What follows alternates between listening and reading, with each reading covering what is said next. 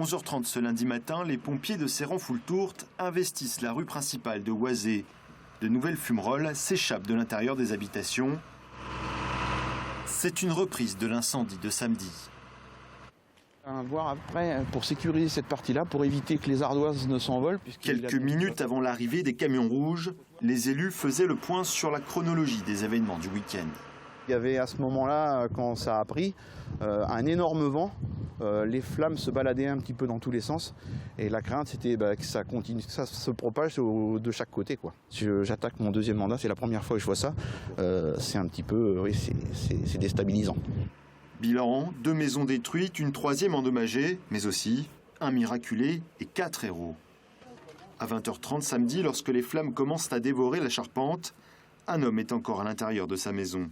Jean-Claude Collot, 72 ans, est handicapé et alité.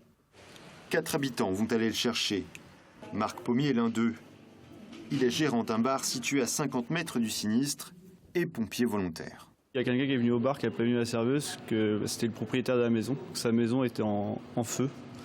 Et donc on y a été directement. La première maison, il n'y avait plus personne à l'intérieur, qui était bien embrasée. Et la deuxième maison, on savait qu'il y avait 2 personnes âgées dedans. Il n'y avait pas grand-chose, un petit voile de fumée quand on est rentré. C'était une personne assez corpulente qui était dans un lit médicalisé. On a réussi à soustraire et à mettre dans son fauteuil roulant. Et quand on est sorti, 4 à 5 mètres avant la porte d'entrée, l'électricité s'est coupée et là, il commençait à vraiment y avoir de la fumée. Ouais. Depuis samedi, les 4 courageux habitants de Oisé ont repris tranquillement leur vie. De leur côté, les victimes de l'incendie ont été hospitalisées à cause des fumées. Ce lundi matin, elles allaient bien, selon les élus. Les gendarmes enquêtent pour déterminer les causes de l'incendie.